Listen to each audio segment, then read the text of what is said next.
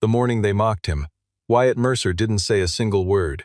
He stood at that auction field, raised his hand 6 times for 6 rusted machines nobody else wanted, paid $14,200 for the lot, and walked back to his truck while the whole town laughed.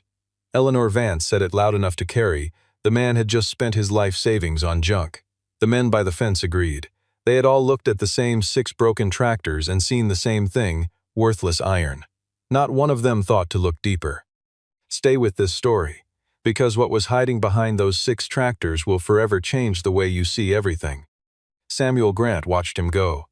The old auctioneer had run Grant & Associates for 31 years, working the Midwest circuit of distressed farm liquidations and estate sales, and in that time he had developed a reliable instinct for the difference between a man who didn't know what he was doing and a man who simply didn't want others to know.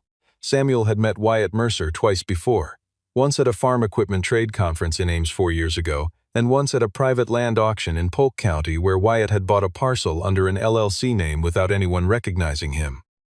The old man kept that knowledge to himself on the auction floor that morning. He called the next lot and moved on with the same unhurried professionalism that had carried him through 3 decades of other people's misfortunes. Wyatt loaded the tractors across 2 days using his own tow rig and a borrowed flatbed from a man named Dale who ran a salvage yard in the next county and who asked no questions. On the way home from the second trip, Wyatt stopped at Miller's Hardware on the edge of town and bought specialty-grade bolts, 2 rolls of industrial wiring, and a set of hydraulic line fittings that the woman at the register had to look up in the back catalog because nobody had ordered them in 3 years. She glanced at the receipt, then at him, with the particular expression that Harlow Creek had recently started pointing his way. Something between pity and confusion, settling most of its weight on pity. He thanked her, picked up the bags, and loaded them into the truck cab without elaborating on anything, because he never did, and because explaining would have required starting at the beginning, and the beginning was not where Harlow Creek was ready to go. By Sunday morning, the story of the 6 tractors had completed its full circuit through town. It passed through Sycamore Cup during the early coffee hour, moved into the First Baptist parking lot between the 8:30 and 10 o'clock services, spent some time in the parking lot of Vance & Sons Hardware, where a few men stood by their trucks and offered their own assessments, and settled at last in the corner booth of Harlow Creek Diner, where Eleanor Vance held court with 2 members of the Commerce Board over a plate of eggs she had no intention of eating. Eleanor told the story well.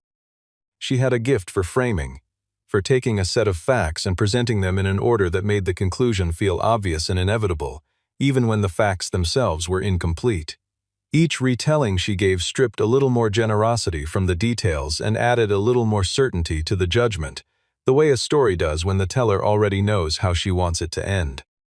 By the time Diana Brooks arrived and took the adjacent table with her notebook and a black coffee, the consensus in the diner had solidified into something close to verdict. Wyatt Mercer was a man who had come back from a city job in Chicago 3 years ago, bought his family's old acreage at a price nobody thought made sense, and had been quietly making poor decisions ever since. The grief of losing his wife 4 years back had clearly taken something from him that hadn't come back. Everyone agreed this was sad. Nobody said it was their business to look closer. Diana wrote one line in her notebook, WM $14,200, 6 tractors, why, and underlined the last word without a question mark, the way she did when something was less a request for information and more a refusal to let a thing alone. She was still looking at that underline when a man in a gray linen jacket and clean leather shoes walked in and sat alone at the counter and ordered black coffee. He did not look like anyone who had ever driven a tractor in his life, and in Harlow Creek, where the agricultural economy was woven into the texture of everything, that was a detail worth noting. He had the particular composure of someone who was visiting rather than passing through, the quiet attentiveness of a person measuring a room, cataloging its occupants, storing information for later use. Diana added his face to her notes without knowing why. His name was Carter Voss. He was 52 years old and ran a real estate development firm out of Des Moines with 12 employees and 3 active regional projects. He had been studying Harlow Creek from a distance for 6 months, reviewing county records, GIS land use data, infrastructure planning documents, and quarterly agricultural yield reports, before deciding it was time to come in person. He was interested in 340 acres of land in the northern corridor of the county, currently registered to a Wyatt Mercer, which sat at the geographic center of a logistic infrastructure project his firm was developing in partnership with a regional distribution consortium that needed a ground hub between Des Moines and Cedar Rapids. The land was worth roughly $400,000 by current county assessment. Carter had come prepared to offer considerably more.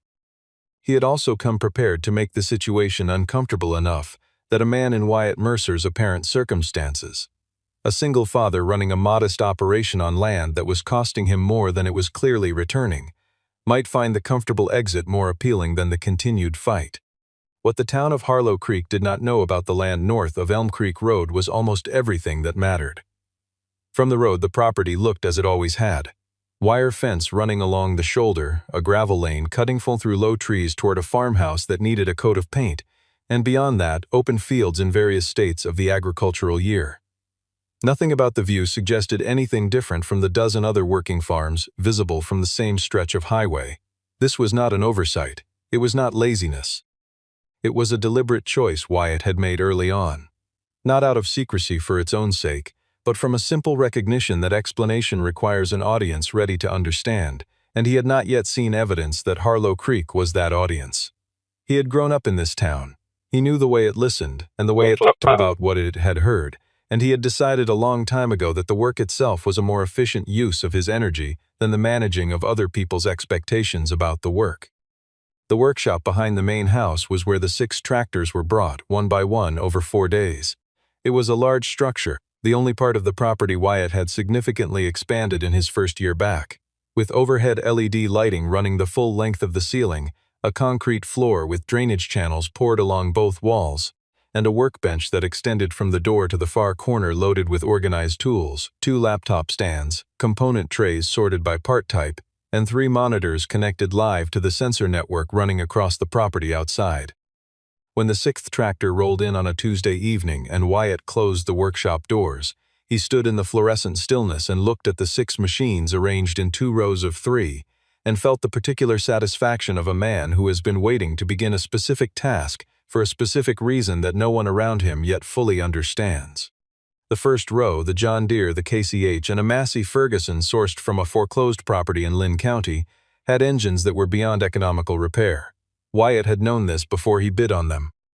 What he also knew, because he had spent 300 hours over the previous 5 months identifying every machine on the Cedar Falls auction list that fit his exact requirements, was that their hydraulic systems were structurally sound, that the PTO shafts could be reconditioned to spec, and that their chassis carried the precise frame geometry he needed for the custom mounting hardware he had already drawn and partially fabricated in anticipation of winning them. They were not tractors to him. They were component assemblies in a vehicle form he intended to dismantle and redistribute.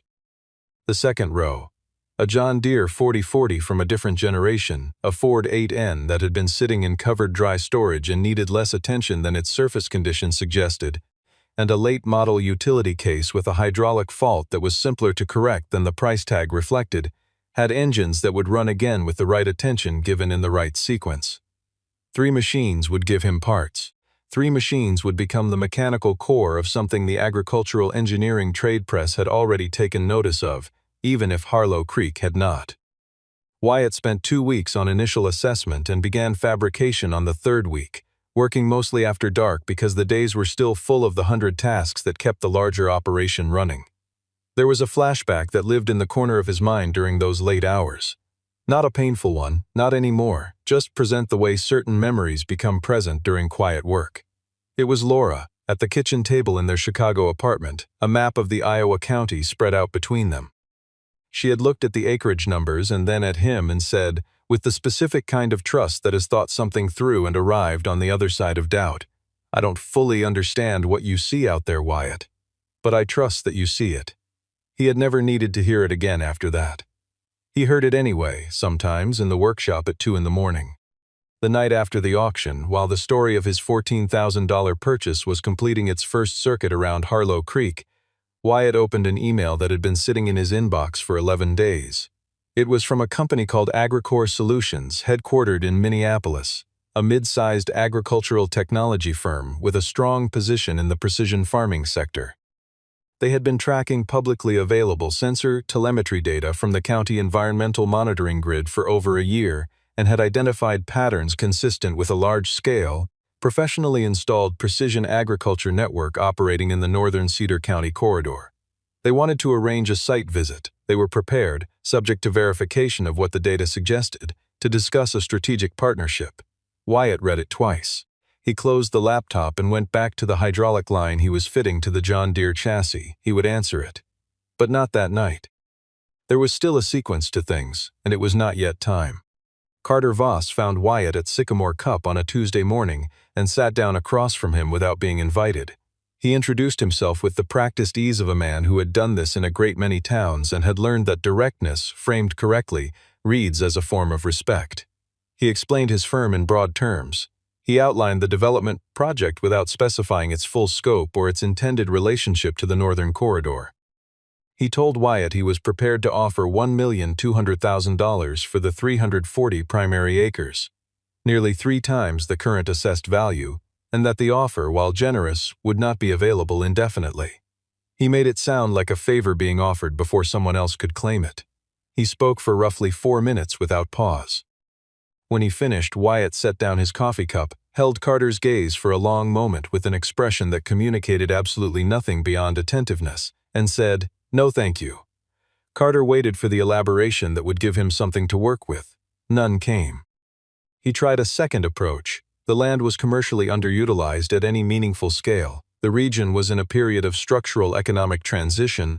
The infrastructure project represented an opportunity that would elevate property values for every landowner in the Northern Corridor, and Wyatt should think carefully about what his goals actually were before passing on a number like this. Wyatt listened to the entire second version with the same expression he had used for the first. Then he said, "I appreciate the offer," stood up, put on his jacket, and walked out. Carter sat for a moment in the quiet of the coffee shop, looking at the door, and did the kind of thinking that successful developers do when their first and most comfortable tool does not produce the expected result. That evening he drove to Vance & Sons after closing time, and Eleanor met him at the side door. What passed between them over the next 40 minutes was not a conspiracy in any dramatic sense. No maps were spread on tables, no explicit instructions were given, no specific outcomes were named out loud. It was more the natural convergence of two people who recognized a shared interest and chose to act on it through the comfortable medium of implication. Carter explained his interest in the northern acreage without disclosing the logistics project's full strategic value. He noted, almost as an aside, that organized community attention, zoning compliance requests, formal questions about operational permits, and official inspection request had a tendency, in his experience, to bring clarity to situations where property owners were perhaps not giving their own options fair consideration. He mentioned that a successfully concluded development project in the Northern Corridor would create commercial anchor effects that historically benefited established local supply businesses, including agricultural retail. Eleanor did not ask him to specify what that meant for Vance & Sons. She had been running a business in a small market for long enough to do that arithmetic herself. She told Carter that there had already been genuine questions in the community about what exactly was happening on the Mercer property, and that those questions deserved formal, official answers. She believed that when she said it. She was not entirely wrong. But she also understood the use to which formal, official pressure was being pointed, and she did not raise an objection to that understanding. Diana Brooks was walking past the side entrance of Vance & Sons at 8:45 that same night, returning from a school board meeting 2 blocks away. Through the glass panel, she saw Eleanor and the man from the diner counter standing near the back of the showroom floor in conversation. She recorded the time in her notebook and continued walking. She had run Carter Voss's name when she got home. Des Moines Development Firm, 12 employees, 3 active regional projects in central Iowa at various permitting stages. She did not yet understand why that was relevant to anything happening in Harlow Creek. She filed it and went to sleep. The instinct that told her to file it at all was the same instinct that had kept her notebook employed for 6 years. The formal notice arrived at Wyatt's address on a Wednesday by registered mail from the Harlow Creek Commerce and Zoning Advisory Board. It cited concerns regarding unauthorized agricultural land use modifications, raised questions about whether the installation of extensive subsurface infrastructure met existing county agricultural zoning classifications, and requested an on-site inspection within 14 days. The notice was signed by Eleanor Vance in her capacity as board chair. It was written in the careful, measured language of official concern, the kind that is nearly impossible to object to directly because it never quite says what it intends, only what it is willing to put in writing. Wyatt read it at the kitchen table with his coffee cooling beside him and the gray morning light coming through the window over the sink. He read it once, then again. He set it flat on the table, not face down, not pushed to the side, but flat, like a document he intended to address on his own terms at a time of his own choosing. Marcus came downstairs a few minutes later, moving through the kitchen with the particular quiet that teenagers develop in houses where the emotional register of the adults around them requires attentiveness. He was 16, tall, already starting to carry himself the way his father carried himself. The unhurried, self-contained way of a person who does not need external confirmation to know where he stands. He saw the notice on the table. He looked at Wyatt. "Dad," he said, keeping his voice carefully level, "they're not going to make us leave, are they?" Wyatt looked up at his son, at the effort behind the neutrality in the boy's face, the careful concealment of something that was in fact quite worried, and said simply and without hesitation, "No, we're not leaving." Marcus held his father's gaze for a moment, nodded once, poured himself a coffee, and went back upstairs. That was the end of it between them. That evening Wyatt composed his reply to Agricor Solutions, brief, direct, confirming a site visit 3 weeks out, attaching a 12-page operational summary of the Mercer Precision Ag system, and closing with his attorney's contact information for preliminary documentation review. He sent it at 7:43 and then called Jonathan Reed in Chicago at 8:15.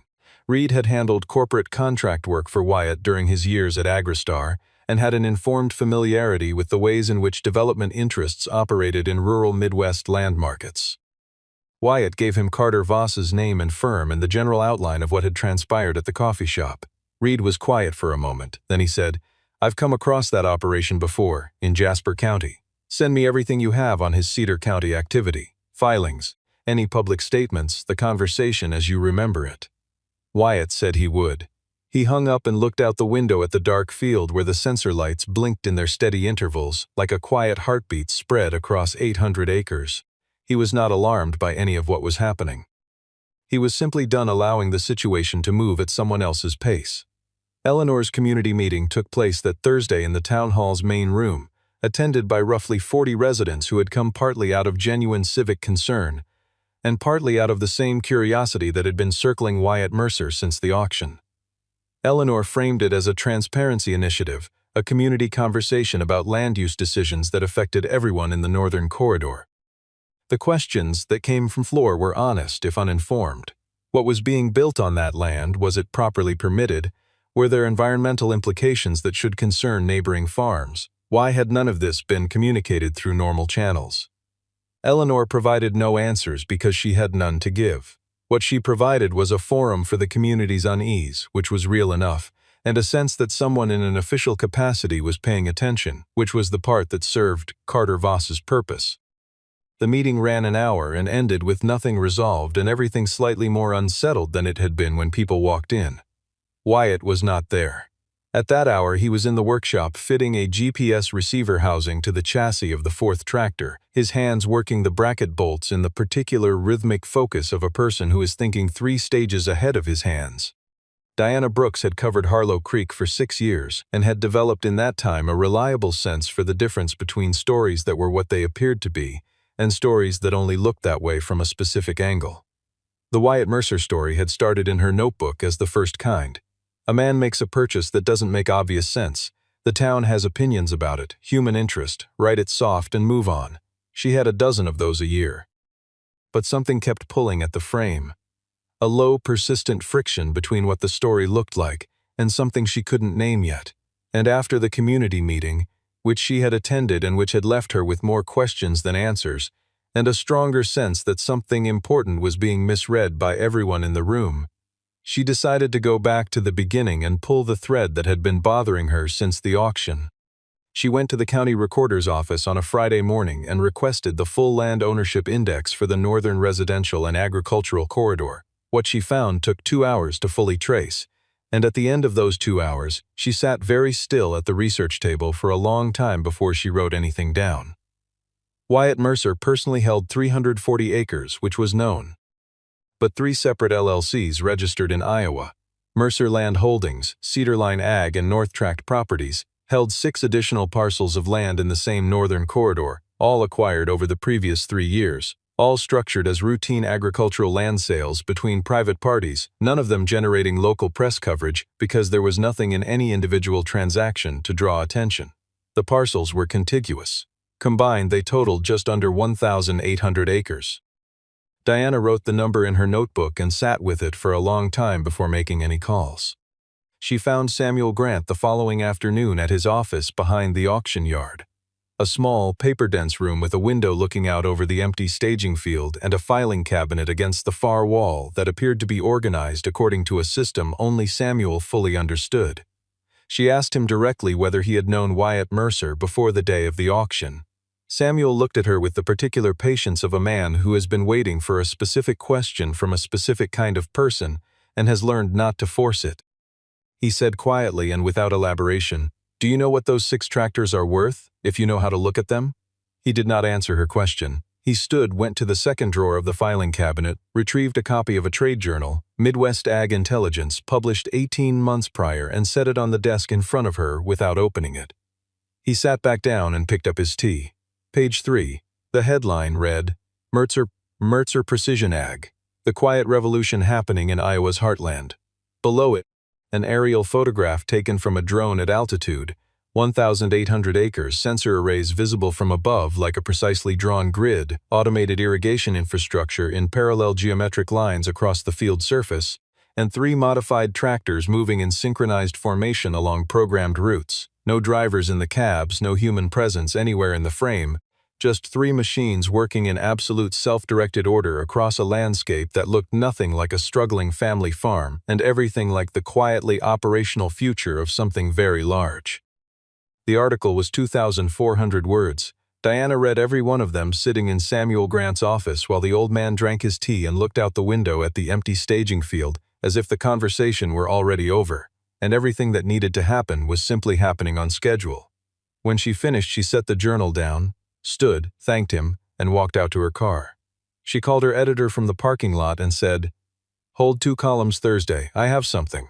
She paused. It's not a small something. The morning of the inspection was clear and cool in the particular way of late May in Iowa after a week of rain, a freshness in the air that arrives with the specific quality of patience rewarded, of something that has been waiting and has finally been given permission to begin. Eleanor Vance reached the gate of the Mercer property at 9 o'clock in a county vehicle with 2 members of the zoning advisory board seated behind her. Carter Voss arrived 2 minutes later in his own car, a late-model black sedan that looked conspicuously clean on the county road, and was introduced to the board members as a regional agricultural land use consultant whose familiarity with zoning statutes in comparable rural development contexts would, Eleanor said, be useful in evaluating what they found. The gate was closed and latched. They waited for a few minutes in the cool morning air, not speaking much, looking at the fence line and the gravel lane disappearing into the low trees beyond it. Wyatt came down the lane on foot, unhurried, wearing his work clothes, the same canvas work pants and dark flannel he wore on any other morning, the same boots that had drawn comments at the auction. He unlatched the gate and held it open. He shook hands with Eleanor and each of the board members in turn, without hesitation, without warmth or coldness, simply the straightforward acknowledgement of one adult to another. He shook Carter Voss's hand last and held the man's gaze for a half-second longer than necessary, and Carter held it back with the composure of a professional who had been in rooms where he was not entirely welcome before and had learned to project certainty regardless. Wyatt said nothing about Carter's presence. He turned and walked back up the lane, and the inspection party followed. They came around the last stand of low trees at the bend in the lane, and the property opened before them all at once, and what they saw was not what any of them had prepared themselves to find. Eleanor stopped walking. She stood at the edge of what she was looking at and understood, in the space of several seconds, that she had been constructing her picture of this land from the wrong materials entirely.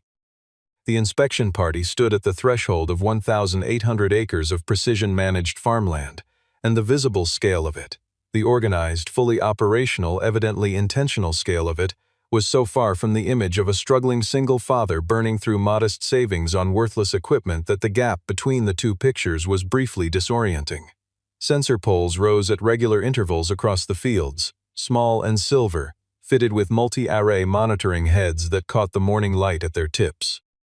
The irrigation infrastructure ran as low-profile hosing along the crop row margins, connected to a buried network visible only in the regular geometry of its distribution, the even spacing that machines make when they have been told exactly where to go. In the eastern section, 3 tractors moved along parallel routes with the slow, deliberate steadiness of machines executing instructions, no one in the cabs, no engine sound carrying at this distance, just 3 converted hulls moving through the morning in absolute geometric order.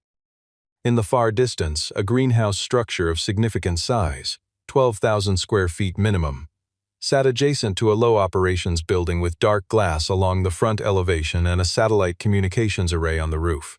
Carter Voss said nothing.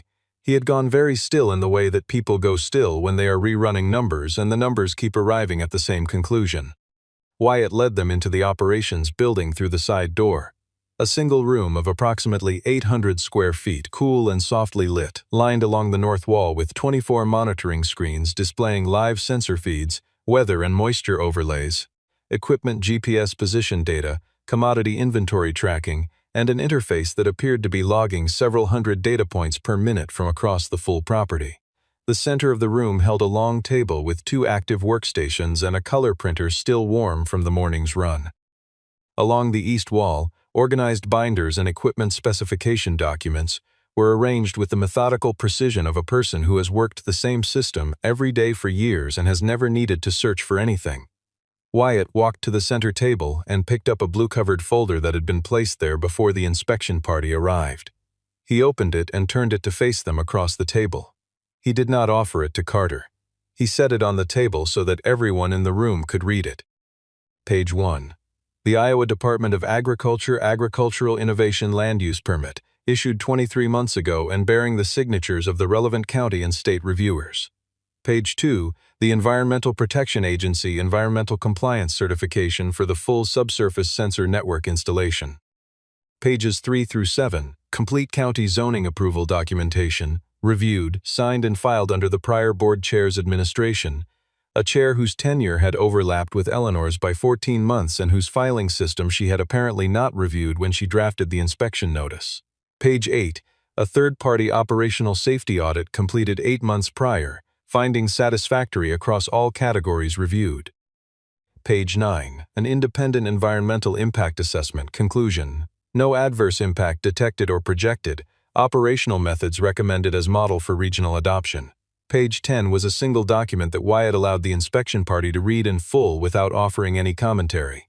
It was a strategic partnership and licensing agreement between Mercer Precision Ag and AgriCore Solutions of Minneapolis. The initial phase value was stated on page 1 of the agreement, plainly and without ambiguity, $47 million, with provisions for extension to a second and third phase contingent on first phase performance benchmarks. The room stayed quiet for a long time after that. Carter Voss was the first to speak. He began with the precise, careful language of a man who still has one more position to try before he accepts the situation. Corner case provisions in the agricultural modification statutes, interpretive ambiguities in the county classification framework, potential conflicts between the precision agriculture designation and the underlying residential agricultural zoning layer. He made it sound technical and procedural, the kind of issue that requires extended review and creates delay and uncertainty, which was really the point of it. Wyatt listened to all of it with the same closed, unhurried expression he had used at the coffee shop on Tuesday morning. When Carter reached the end of his second point, Wyatt turned his head and looked at him with the directness of a man who has decided that the time for indirectness has passed and is not coming back. Everything in that folder has been legal, permitted, and compliant for 2 years, he said. His voice was conversational, not hard, not raised. The documents are yours to copy if you'd like. My attorney's contact is on the back of the cover page. He let a beat pass. I also know what you proposed to Eleanor Vance. I don't have a recording of that conversation. But Jonathan Reed in Chicago has been reviewing your Cedar County acquisition filings for the past 3 weeks, and he has questions for your legal team that I think you should be aware of. I'd suggest returning his call before the end of the week. Something changed in Carter Voss's expression. Not fear, not panic, something quieter and more final than either of those. The specific blankness of a man who has just understood the actual situation he is in, as distinguished from the situation he believed he was managing. He picked up his jacket from the chair where he had draped it, said nothing to the room, and moved toward the door. Wyatt said levelly before Carter reached the threshold, "If you want to do legitimate business in this region, real business, the actual kind, have your firm contact Jonathan Reed. There may be something worth discussing." Carter left without responding. The sound of the sedan's engine starting outside was the last time anyone in Harlow Creek would hear it. Eleanor stood near the monitoring wall after the others had filed out. She looked at the screens, the sensor data scrolling across its feeds, the tractor position markers updating as the three machines made their slow turns at the field boundary and began their return pass. The weather forecast for the next 72 hours already loaded and integrated into the irrigation scheduling algorithm that was running quietly in the background without requiring anyone's attention or instruction. She looked at the blue folder still open on the center table. She looked at Wyatt, who had moved to stand at the window on the far side of the room, looking out at the fields with no particular expression, not triumphant, not bitter, not performing any version of what the moment might have entitled him to perform.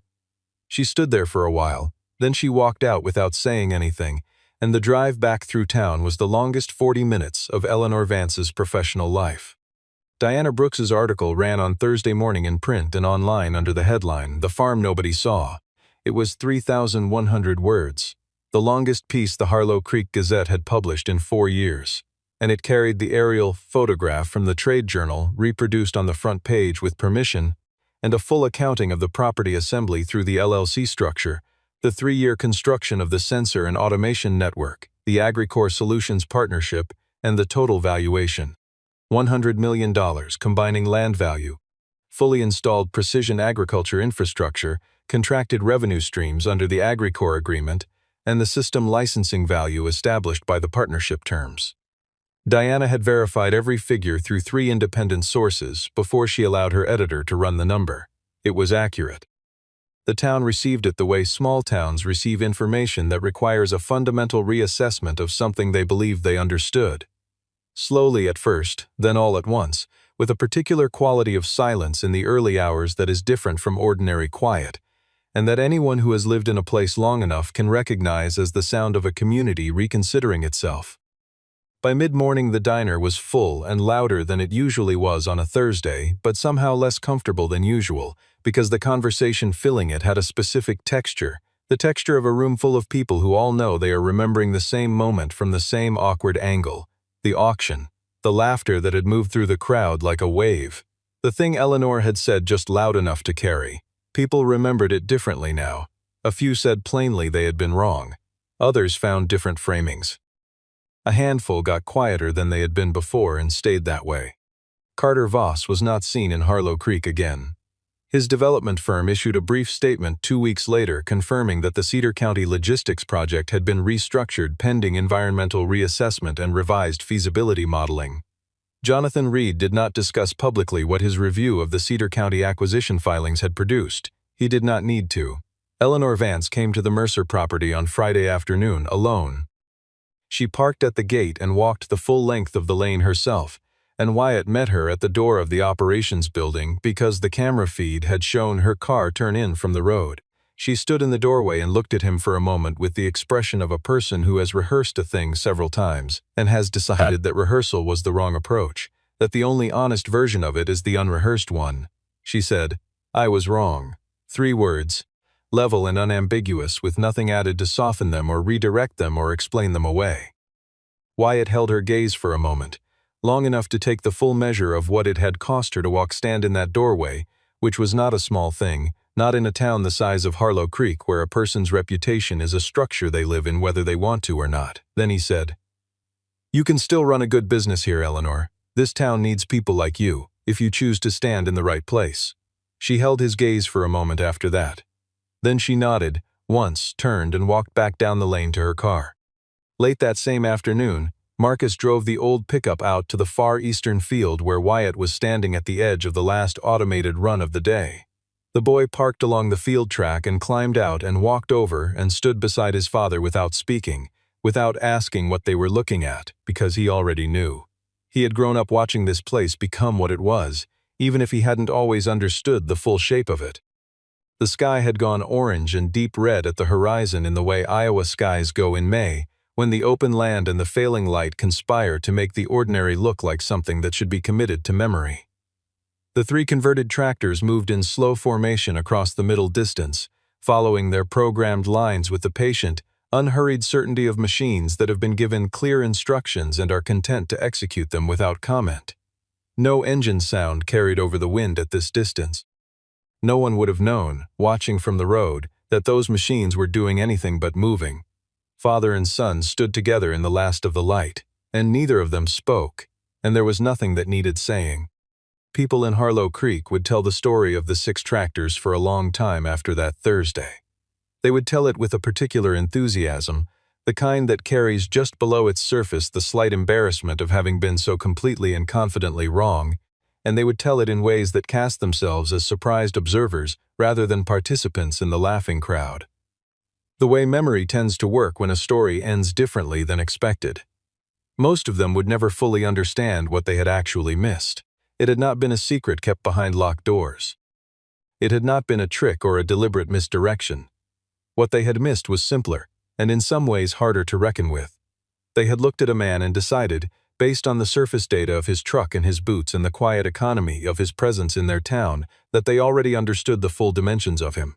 They had stood in a field of evidence and seen only rust. They had heard silence and translated it as absence. They had watched a man refuse to explain himself and concluded that he had nothing worth explaining. They had laughed on an April morning at the Cedar Falls auction, and the echo of that laughter had followed them through every sentence of Diana Brooks's article and every mile of Eleanor's drive home on the Thursday it ran, and it was still there in the corner of the room at the diner on Friday morning when the conversation had moved on, but the feeling had not quite. He had never been angry with them. He had never needed them to understand him. He had only needed the land and the work and the particular kind of patience that builds something real in the long, quiet dark before anyone is ready to look.